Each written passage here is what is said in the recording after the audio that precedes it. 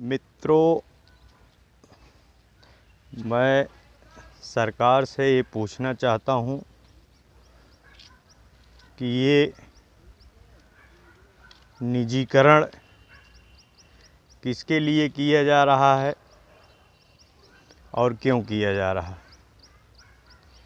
क्या सरकारी कर्मचारी भ्रष्ट हो चुके हैं या आप जनता को गुलाम बनाना चाहते हैं।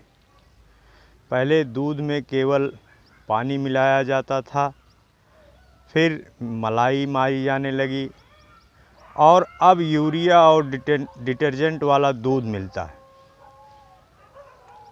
थोड़ा बहुत बात अगर छोड़ दें, आपके हमारे घर में ये भी दूध आता है और ये दूध सरकारी कर्मचारी नहीं बल्कि प्राइवेट आदमी ही बेचता है। कश्मीर से कन्याकुमारी तक और गुजरात से अरुणाचल तक देश में यूरिया वाली जहरीली चाय कोई सरकारी कर्मचारी नहीं बेचता। 200 घन फीट का दावा करके 150 घन फीट बालू आपके हमारे घर में कोई सरकारी कर्मचारी नहीं पहुंचाता। सड़कें कोई सरकारी ठेकेदार नहीं बनाता। पेट्रोल पंप पर मिलावटी तेल भी कोई सरकारी कर्मचारी नहीं बेचता।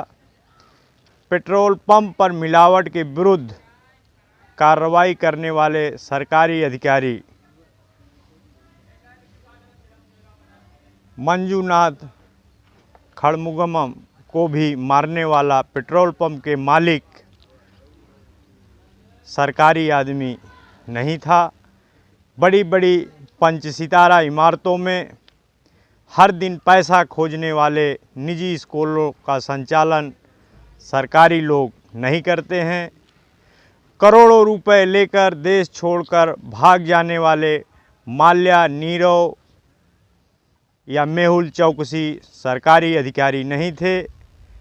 बिना सोचे समझे निजीकरण के पैरोकार और सरकारी कर्मचारी को नकारा साबित करने वाले लोग क्या कभी इन लोगों से कोई प्रश्न कर पाएंगे? जब देश का पैसा लूटकर पूंजीपति बने, इन पूंजीपतियों की आम जनता के प्रति कोई जवाब दे ही नहीं है तो निजीकरण कैसे सही होगा। निजीकरण के बाद दिवालिया होकर भाग जाने वालों से जनता के पैसे कौन वापस दिलाएगा। और निजीकरण इतना ही सफल है तो उस दौर में जब स्मार्टफोन की सबसे ज़्यादा आवश्यकता महसूस की जा रही थी, तब माइक्रोमैक्स और कार्बन जैसी मोबाइल कंपनियां क्यों फ्लॉप हो गई। जब हवाई यात्रा लोगों में लोकप्रिय हो चुकी थी, तब किंगफिशर या जेट एयरवेज जैसी कंपनियां दिवालिया कैसे हो गई। सोचिए, जब इन कंपनियों का ये हश्र हो सकता है तो कल सरकारी उपक्रमों की जगह लेने वाली कंपनी का भी तो हो ही सकता है। अतः इसका दुष्परिणाम किसे भुगतना होगा? बड़े गंभीर प्रश्न हैं और ऐसे प्रश्नों की फहरिस्त काफ़ी लंबी है। बीते समय की बात है, गरीबी चरम पर थी, लेकिन बैंकों का राष्ट्रीयकरण किया गया। इतने सारे सरकारी उद्यम खड़े किए गए। आज बताया जा रहा है कि हम 500 ट्रिलियन की अर्थव्यवस्था बनाने जा रहे हैं।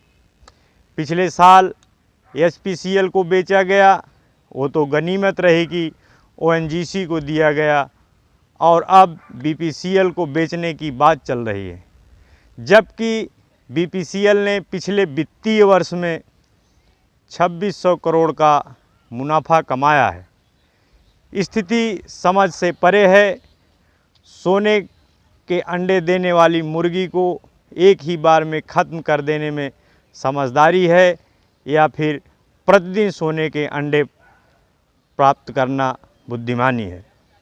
निजीकरण कर सरकार अपनी जिम्मेदारी से भाग रही है और इसके परिणाम गंभीर होंगे। आम जनता को भुगतने के लिए सरकार निजीकरण के भरोसे छोड़ रही है। आज के समय में यही सबसे गंभीर चिंतन वाला विषय है।